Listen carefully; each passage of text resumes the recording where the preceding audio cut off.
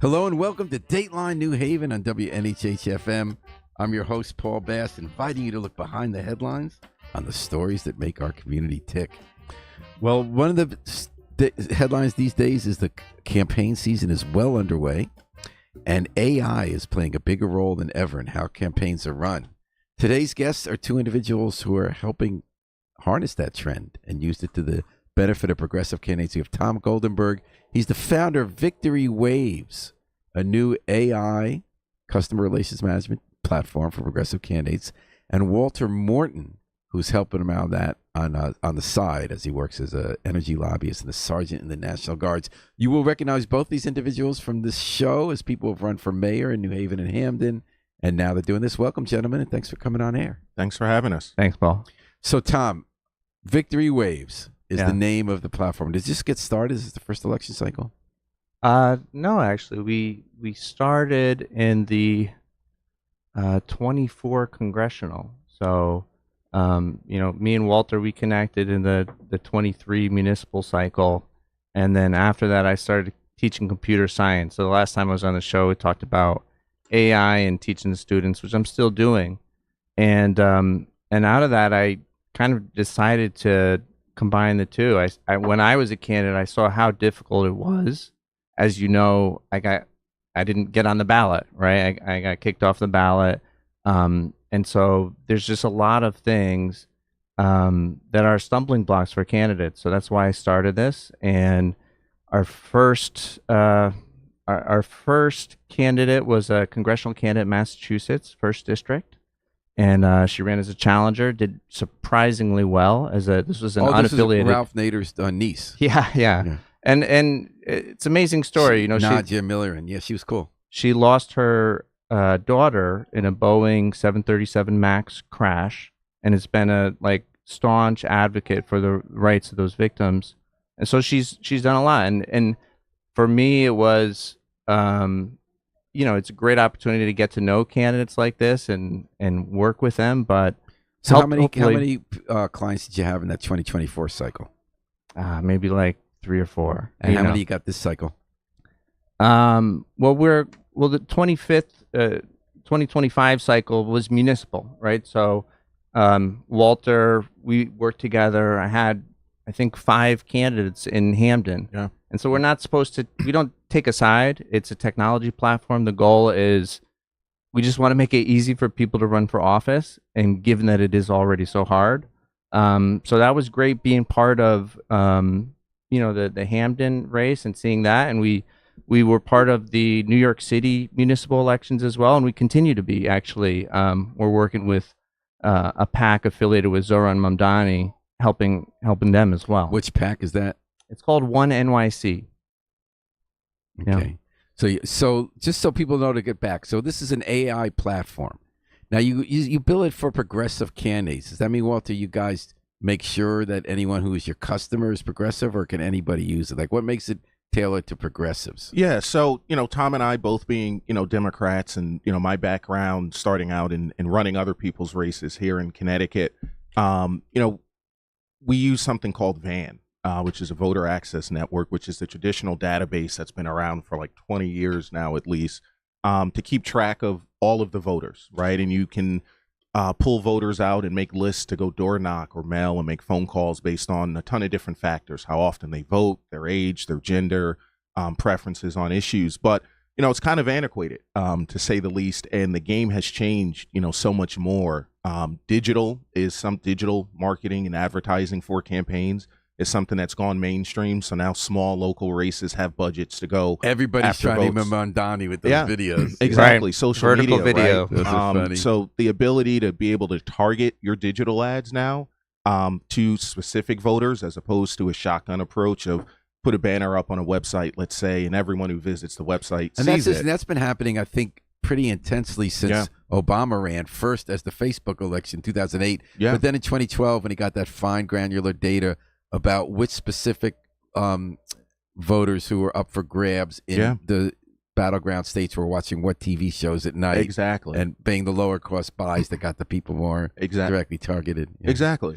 And it's, it's not van is not something that's easy to pick up, and intuitive. And so, as someone who's run as a challenger, it's very difficult in the state of Connecticut. It's one of the most restrictive states in the nation to get ballot access, and the town committees have a lot of control over who's on the ballot, and overwhelmingly, endorsed candidates tend to win. And so I think in the time we are as a nation and what's going on at the national level and the two-party system, there's a lot of folks who are disaffected, right, who don't perhaps agree with the mainstream views of their parties, but believe in democracy and making democracy more accessible and allowing everyday people who don't have the backing of insiders and party bosses and we're the also seeing a operative class generational change and a where there's all generational this shift. effort to Absolutely. get people to run. So this replaces van for people. It's easier and cheaper, Tom, or what's the deal? Well, we have to do both, right? Like they're the big Goliath here, and so we want to be able to support candidates. So yes, we can fully replace van at a much cheaper rate. Why is that? Why can't van just knock you out of the picture? What do you mean? What are you able to do that they can't do? Did you much. design a better user interface or what? I mean, I'll give you one example. We talk about ballot access. Anyone who has to petition, it can be a costly process. I'll give you an example. Our candidate in New York City for comptroller, Ishmael Malave, he's a first-time candidate, never ran for office before, kind of came out of nowhere. And he asked consultants in New York City, there's a ton of consultants, how much it would cost for him to get on the ballot, just to get the signatures. And he got quotes ranging from $70K to $100K. And we have an AI petition validator, which it was something that I wish I had, because I didn't know how many of my petitions were valid, even as we're handing them in, right? You just bundle them and take them and go. So you have no idea. And he was able to get on the ballot for $15K. Way under what was expected, and did surprisingly well. So how does this validator work? Yeah, does it hallucinate and say that Myra Geloni is actually a real person on Spring Street, and then you put him in, there's no Myra the AI, Geloni? It's pretty simple. I mean, I love this aspect, right? So I petitioned twice when I'm running for mayor to get on the ballot, and I needed, just call it roughly 950 Democratic signatures. Well, 2 years ago when I ran, I had a physical person who sat in the office all day and went one by one through all the petitions and matched it up against the voter rolls to see what was a good signature, what wasn't, to give you an idea of where you were. A very solid idea. It's time consuming. This time around, we've got the ability to take a photo of it, and the AI matches it up with the voter registration rolls. So what took literally hours and days of looking at signatures, we do one big batch in 5 minutes every day, right? And then they still can be denied if there was a guy who ran for probate judge here, and he got in a lot of trouble because he hired an outfit to get signatures, and it turned out someone didn't really meet these people. While Yale was on break or his summer, he claimed all these people had already graduated had signed his petitions. They all had the same handwriting because these outfits you hire, Well, cheat. we've been able to identify so fraud. Does AI do that? Will the AI tool look and say this is all the same handwriting, or Yale students who graduated a year ago don't still live on campus, so they couldn't have signed it in the summer? Does it deal with that? Yeah. So, I would say that's one. It's on the campaign, right? We knew it doesn't do you any good to go get a signature from someone who's not registered. So we only went after people who were registered Democrats, right? Yeah. Now, some of these outfits, and that's what you sometimes can get in trouble. So it's a separate hire question. It people doesn't to take replace this signatures issue from of how you still have to go get people to sign. I have It's an to verify. example. We actually caught fraud. The candidate that was using us in New York City paid an outfit, I don't know, $10,000 or something. And then as we're scanning it, we noticed one of the solicitors kept on coming 0 out of 20, 0 out of 20. So I said, well, what's up with that? And it turns out this person, the consulting group didn't even know about it. And so a lot of times candidates don't know what they're paying for in many cases. Yeah. So it was empowering for the candidate. Yeah. We're talking about AI and campaigns. Two people are harnessing it. Tom Goldberg and Walter Morton. Victory Waves is the name of their company, and they have a low cost way for. What's other? It's called CRM, which I'd never heard of, which means Customer Relations Management. It's a little jargony, yeah. What does it mean if you're a politician to get CRM? So you start a campaign with a win number. Ideally, you know how many votes you need to win. And then you actually want to track how many people you've talked to that are receptive to your campaign. So managing that, whether you're making phone calls or text or email or social media, that's what the relationship part is. It's just And keeping you track also of do all that. mobile canvas and mobile and web phone banking. What is that? So, you figure out kind of which voters you want to talk to, and, you cut a turf as the parlance in industry of just a list of voters you want to talk to and go door knocking. So it helps you figure out, like if you say, Walter, I'm running a campaign on fiscal responsibility and people were said about revaluation. Can you put in those issues and then the database is going to tell you here are the 10 doors to knock on? Well, exactly. Exactly. And part of that is because we have access to like a very large amount of survey data on kind of different opinions about issues, support for different candidates. And the other thing I want to mention is I think this is really cool. Again, I wish I had it when I was running, is for free, anyone can go and get a campaign strategy. And, we've talked to a bunch of consultants like, oh, you can't replace a consultant with an AI. And that's true, right? But in terms of when people are thinking about running, this is something that they can actually use, low to no cost. I noticed that there's a free chatbot. Do you have a name? Do you have a name for this chatbot? You got to have a name. I floated names around. Yeah, I SIA was the name I floated around. CIA. Oh. I don't know if it'll stick though, so I'm not like name that chatbot. It's not up there yet. But, well, let's ask the audience. So CIA was going to be your chatbot? Campaign intelligence agent. Oh, okay, that's kind of good. Working name. I'm not committed to it yet. Name that chatbot. Yeah. Now, what will I use that chatbot for free? Well, yeah, for free. Let's say, Paul, what do you want to run for? You want to run for my Alder? Life. No, my life. Why don't you run for the DTC? You could be one of the DTC co-chairs. Or so. Let's say you wanted to run for something. You just input what you're running for, and what we will do, we'll essentially train an AI on that district data and say, hey, this is your win number. This is how many people are likely to come out. Yep. And these are the things that are important to them. And a lot of times for people to get to that type of information, they don't have access. What you end up doing is you pay a survey provider, and you pay honestly, this is all from my own mistakes. You pay like $10,000 to a polling place that basically tells you that no one knows who you are.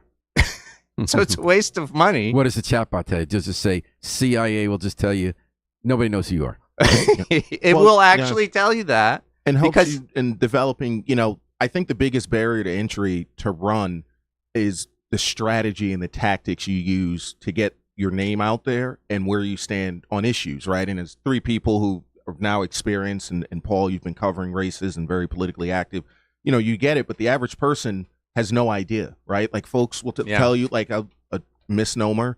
Folks think you should go misinformation. You should spend your money on, let's say, a billboard or lawn signs. A billboard, right? And those are incredibly expensive, and they do literally nothing to get name recognition. So and tell CIA people about is going to tell me ditch the billboards and the lawn signs. See ya. It was see you exactly, later. to tell you, like see ya, at local level, for example, there were legislative council candidates in Hamden who use it's hyper local.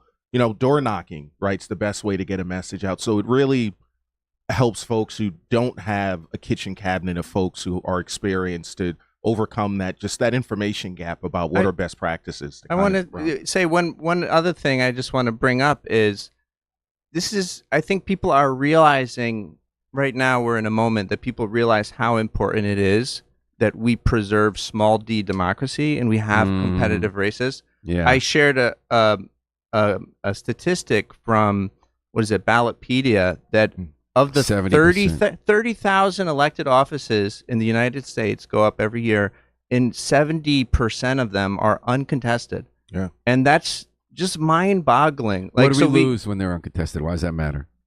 I think it matters a great deal. I mean, as both of us were challengers, and I think just from our personal experience, we can point to people that we connected with or things that we're proud about bringing to the attention and pushing for change. So can you make money on this thing? I noticed that it's $275 for 3 months if you're running a local race. Yeah. $4,000 if you're running Congress for 3 months.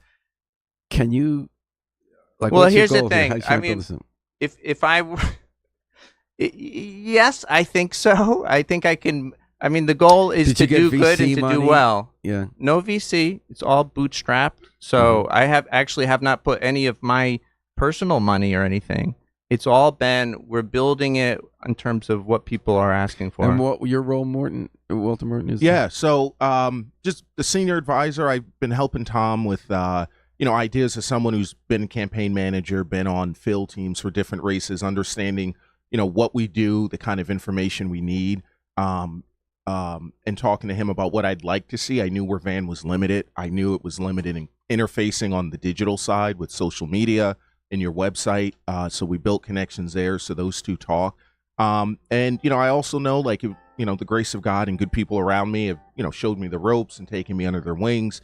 Not everyone has that, that privilege, right? But I think in, a democratic country, everyone should be able to run a competent race. And, I believe challenges and primaries are good for democracy. It raises awareness, it pushes causes. And even if you don't win, perhaps the person who does win, you've now made so much noise Competition about is something. good. When John DeStefano was mayor for 20 years, a lot of people ran him and couldn't win, but they would raise an issue that people cared about, and then he would take that idea and implement it. It was kind of interesting how that works. So let's keep democracy alive. So thanks for coming on, guys. Yeah. Thanks for having us. So it's called Victory Waves, Waves. They still have not named the chatbot. Sia is what. Put in the comments. And given what's the plans of Venezuela, Sia might become a more valuable. The CIA is just authorized for it. And Walter Morton, Tom Goldenberg, good luck with the campaign project you got. Who you got in November besides the comptroller in New York? Anyone in Connecticut? Well, some of the council candidates. Yeah, I guess Jamaica is still running, and two council candidates in Hamden, and who are they? Jamaica and who? Grace and Rhonda. Yep, Rhonda Caldwell in Hamden, and then working on the Zoran PAC as well for his election. And Grace, who is that? Theodosia. Okay. Dogio? Yeah. Yep. All right. Well, thanks for joining us. We're going to take a little break and come back. Thanks, Paul. Change gears a little bit with Joanne Rudolph, who has a new documentary coming out, a Holocaust documentary she's going to tell us all about. But in the meantime, sit tight. Check out the Afro-Semitic Experience performing I Wish I Knew How It'd Feel to Be Free, and we'll catch you on the rebound.